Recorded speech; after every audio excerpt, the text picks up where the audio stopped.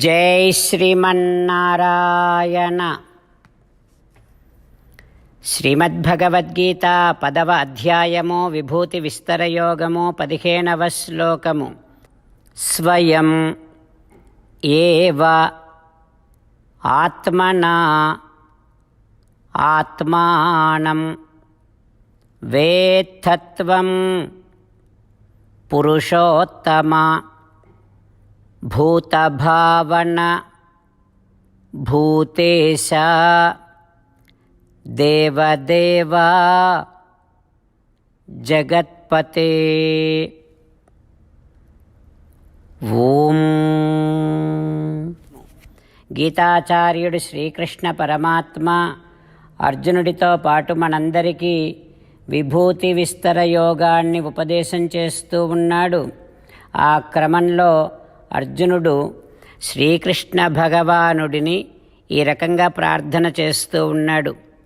హో శ్రీమన్నారాయణ, హో పురుషోత్తమా, సకల ప్రాణులను సృష్టించేటటువంటి హో శ్రీమన్నారాయణ, సమస్త భూతములను నియమించేటటువంటి హో శ్రీమన్నారాయణ, హో దేవదేవా, సకల జగత్తుకంతటికి కూడా నాథుడవైనటువంటి హో జగన్నాథ.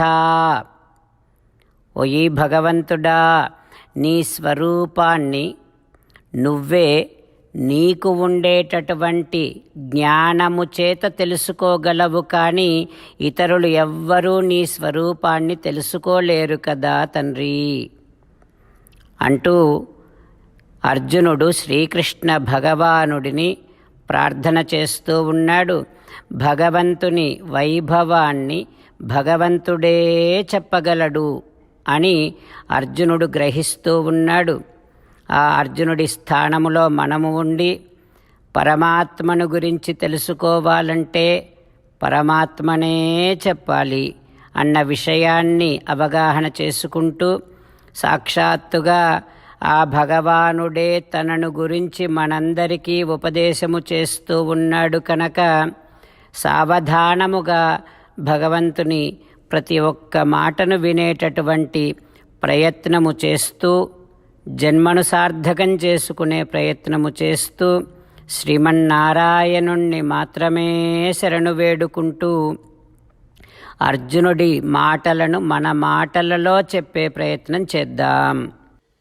స్వయమేవాత్మనాత్మానం వేత్తత్వం పురుషోత్తమ భూతభావన భూతేశ దేవదేవ జగత్పతే. అంతేకాకుండా మనం ప్రతిరోజు శ్రీమన్నారాయణుడికి ఒక 8 పనులు చేస్తాం అని మాట ఇద్దాం. ఎందుకంటే శ్రీకృష్ణ భగవానుడు 18వ అధ్యాయములో 65 నుండి 70వ శ్లోకాల ద్వారా శ్రీమద్భగవద్గీత అంతటికీ సారభూతముగా మనకు 8 పనులు చేయమని చెప్పాడు. అలా చేస్తే చాలు, నేను మిమ్మల్ని అన్ని విధాలుగా రక్షిస్తా అని ప్రమాణపూర్వకముగా ప్రతిజ్ఞ కూడా చేశాడు. అందుకని శ్రీమద్భగవద్గీతను అంతటినీ విన్న తర్వాత అర్జునుడు కూడా చివరకు కరిష్యే వచనం తవ, కృష్ణ నువ్వు చెప్పినట్టే చేస్తా అని అన్నాడు. కనుకనే భగవానుడు అర్జునుడికి అన్ని విధాల విజయాన్ని అందించాడు. మనం కూడా ప్రతిరోజు శ్రీమన్నారాయణుడికి ఆ రకంగానే మాట ఇద్దాం. 8 పనులు చేస్తాం అని మనము మాట ఇస్తే అది అష్టాక్షరీ మహామంత్ర జపము చేసినటువంటి ఫలితాన్ని మనకు ప్రతిరోజు ఇస్తుంది. ఇట్లా మాట ఇవ్వటం కంటే గొప్ప పూజ, యజ్ఞము, తపస్సు మరొక్కటి లేనే లేదు. అందుకని నేను అంటూ ఉంటాను, మీరు మనస్సులో భావిస్తూ ఉండండి. ఈ రకంగా మనము మాట ఇస్తూ ఉంటే శ్రీకృష్ణ భగవానుడి ముఖారవిందములో కలిగేటటువంటి ఆనందాన్ని మనం ప్రతిరోజు దర్శిద్దాం, ఆస్వాదిద్దాం. జై శ్రీమన్నారాయణ. హో శ్రీమన్నారాయణ, నువ్వు చెయ్యమన్నట్టే నేను నిన్నే సంతతము ధ్యానము చేస్తూ ఉంటా. హో శ్రీమన్నారాయణ, నువ్వు చెప్పినట్టే నేను నీ భక్తుడిగానే ఉంటా. ఓ శ్రీమన్నారాయణ, నువ్వు చెయ్యమన్నట్టే నేను నా విధులను కర్తవ్యాలను నీ సేవగా నీ తృప్తి కోసమనే సక్రమంగా నిర్వర్తిస్తూ ఉంటా. ఓ శ్రీమన్నారాయణ, నువ్వు చెప్పినట్టే నేను నీవాడిని అనే మహావిశ్వాసముతో నీకే నమస్కరిస్తూ ఉంటా.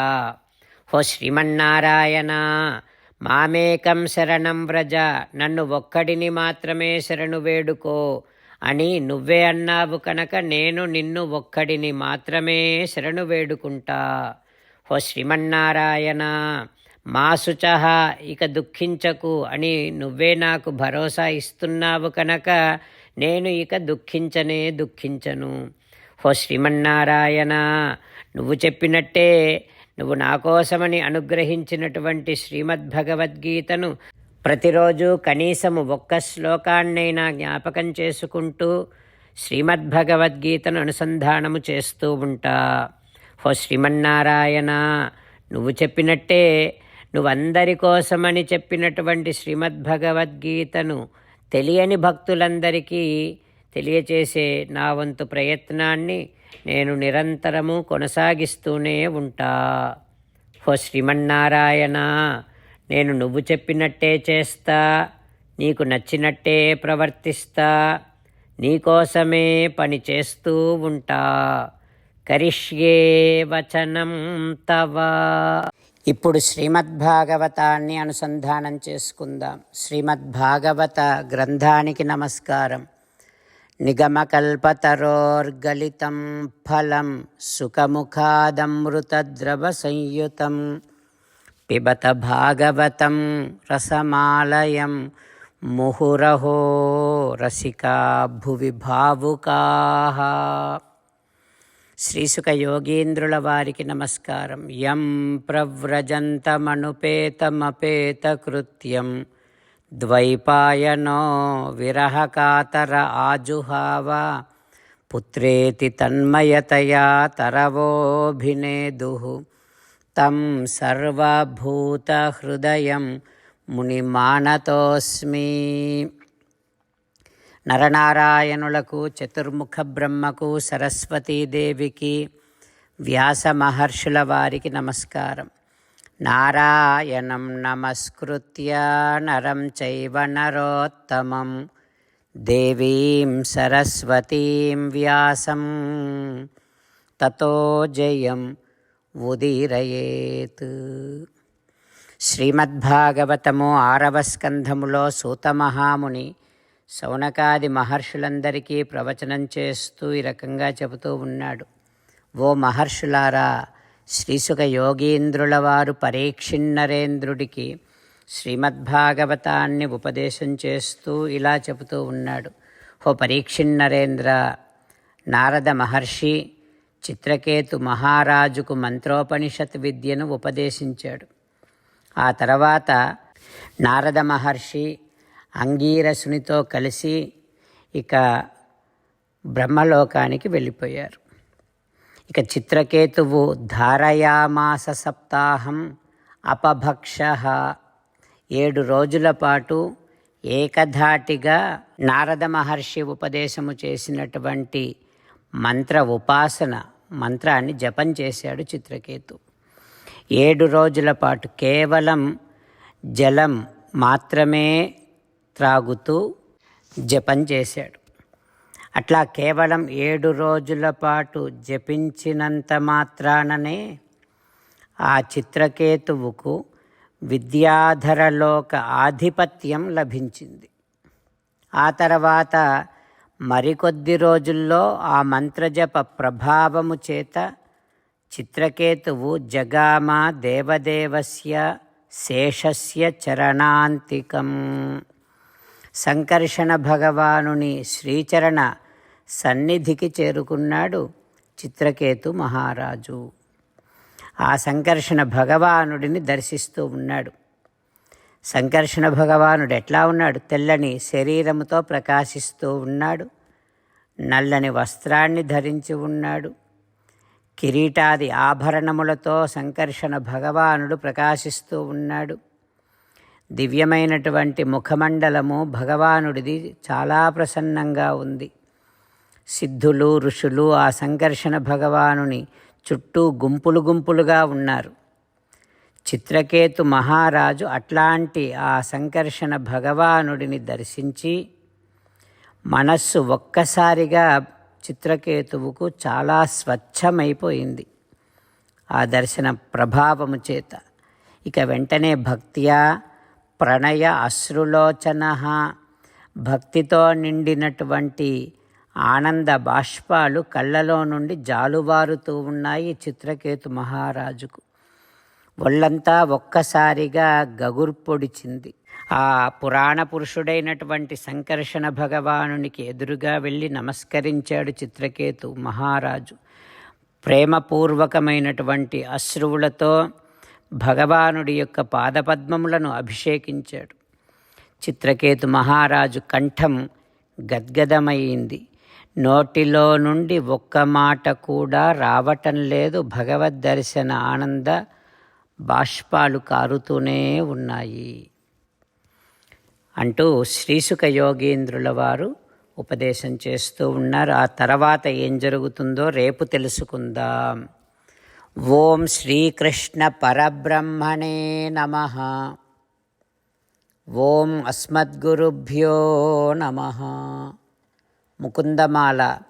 కృష్ణో రక్షతు నో జగత్రయ గురుః కృష్ణం నమస్యామ్యహం. కృష్ణేనామరశత్రవో వినిహతాః కృష్ణాయ తస్మై నమః. కృష్ణాదేవ సముత్థితం జగదిదం కృష్ణస్య దాసోऽస్మ్యహం. కృష్ణే తిష్టతి విశ్వమేతదఖిలం హే కృష్ణ సంరక్ష మాం. శ్రీమద్భగవద్గీత 10వ అధ్యాయము 15వ శ్లోకము. స్వయమేవాత్మనాత్మానం వేత్తత్వం పురుషోత్తమా భూతభావన భూతేశ దేవదేవ జగత్పతే. స్వయమేవాత్మనాత్మానం వేత్తత్వం పురుషోత్తమ భూతభావన భూతేశ దేవదేవ జగత్పతే. శ్రీమన్నారాయణ కరిష్యే వచనం తవ. సర్వం శ్రీకృష్ణార్పణమస్తు. జై శ్రీమన్నారాయణ.